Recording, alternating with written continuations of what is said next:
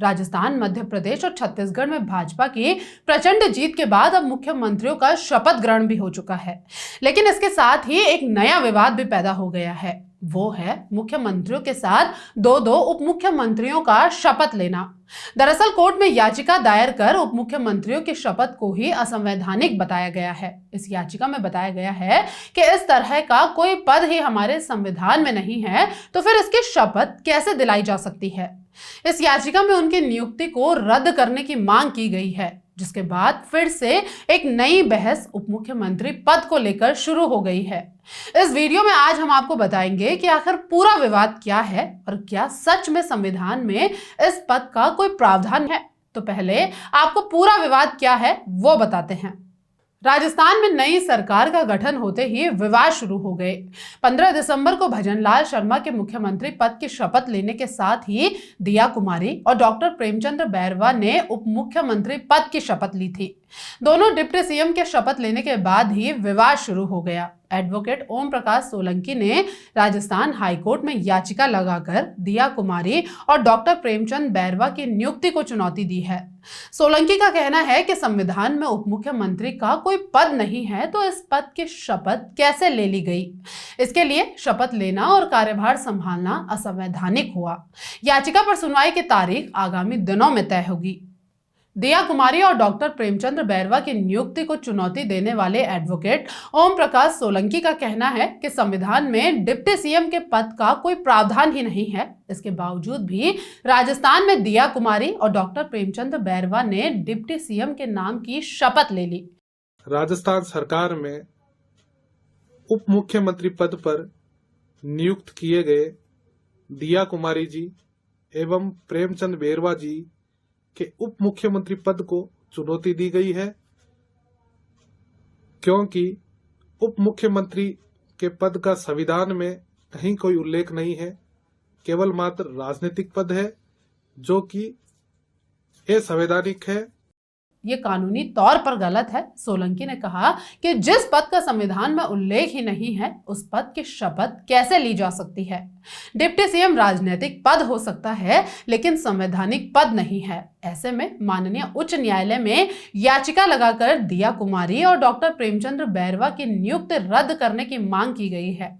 आपको बता दें कि उप मुख्यमंत्री पद की शपथ का यह कोई पहला मामला नहीं है। हाल ही में मध्य प्रदेश और छत्तीसगढ़ में भी उप मुख्यमंत्री पद की शपथ ली गई। 6 महीने पहले कर्नाटक में कांग्रेस की सरकार बनी, वहां डीके शिव कुमार को उप मुख्यमंत्री पद की शपथ दिलाई गई थी। राजस्थान में पूर्ववर्ती सरकारों में भी डिप्टी सीएम बनते रहे, लेकिन तब डिप्टी सीएम के स्थान पर कैबिनेट मंत्री पद की शपथ ली जाती थी। निवर्तमान कांग्रेस सरकार में सचिन पायलट डिप्टी सीएम बने थे, लेकिन उन्हें कैबिनेट मंत्री पद की शपथ दिलाई गई थी। इससे पहले भैरव सिंह शेखावत सरकार में भी हरिशंकर भाबड़ा डिप्टी सीएम बने थे। पूर्ववर्ती गहलोत सरकार में डॉक्टर कमला बेनीवाल और बनवारी लाल बैरवा को भी उप मुख्यमंत्री बनाया गया था, लेकिन उन्हें डिप्टी सीएम के बजाय कैबिनेट मंत्री के रूप में शपथ दिलाई गई थी। सरकारी आदेश में उप मुख्यमंत्री शब्द का उल्लेख करने पर प्रदेश कांग्रेस अध्यक्ष गोविंद सिंह डोटासरा ने भी टिप्पणी की है। उन्होंने कहा कि संविधान में उप मुख्यमंत्री शब्द का कोई उल्लेख ही नहीं है। ऐसे में सरकारी आदेश में उप मुख्यमंत्री शब्द का इस्तेमाल करना ही गलत है। डोटासरा की पोस्ट पर बीजेपी की ओर से प्रदेश अध्यक्ष सतीश पुनिया ने पलटवार किया है। भाजपा के पूर्व प्रदेश अध्यक्ष सतीश पुनिया ने गोविंद सिंह डोटासरा के बयान पर पलटवार करते हुए कहा कि वे कौन सा संविधान पढ़कर आए हैं। हर राज्य सरकार में उप मुख्यमंत्री बनाए जाने की परिपाटी है, उनके यहाँ भी उप मुख्यमंत्री पद की शपथ होती रही है। पुनिया ने कहा कि उन्हें नहीं लगता कि संविधान की रेखा का उल्लंघन हुआ है। आपको ये भी बता दें कि राजस्थान में जहां दिया कुमारी और प्रेमचंद बैरवा को उप मुख्यमंत्री बनाया है और मध्य प्रदेश में राजेंद्र शुक्ला और जगदीश देवड़ा को, तो वहीं छत्तीसगढ़ में अरुण साव और विजय शर्मा को उप मुख्यमंत्री बनाया है। 2 उप मुख्यमंत्रियों का होना भी असामान्य बात ही है, लेकिन तीनों राज्यों में ऐसा होने से उप मुख्यमंत्री पद को लेकर कौतूहल जरूर पैदा कर रहा है। सरदार वल्लभ भाई पटेल 15 अगस्त 1947 को देश के उप प्रधानमंत्री बने, जो 15 दिसंबर 1950 तक इस पद पर रहे थे। इस लिहाज से तकनीकी तौर पर उप मुख्यमंत्री की हैसियत केवल एक कैबिनेट मंत्री की ही होती है। कैबिनेट मंत्री मुख्यमंत्री के बाद सबसे बड़ा मंत्री पद होता है। तीनों राज्यों में शपथ ग्रहण के बाद करीब 14 राज्यों में उप मुख्यमंत्री हो जाएंगे। इनमें महाराष्ट्र, हरियाणा, उत्तर प्रदेश, हिमाचल प्रदेश और कर्नाटक जैसे राज्य शामिल हैं। फिर भी सवाल ये उठता है कि आखिर जब संविधान में उप मुख्यमंत्री पद का जिक्र तक नहीं है तो इस पद की हैसियत इतनी बढ़ कैसे गई और इस पद की असल संवैधानिक स्थिति क्या है। संविधान के अनुच्छेद 163(1) में कहा गया है कि मुख्यमंत्री के नेतृत्व में एक मंत्री परिषद होगी जो अपने कार्यों के निष्पादन के लिए राज्यपाल को सलाह देगी।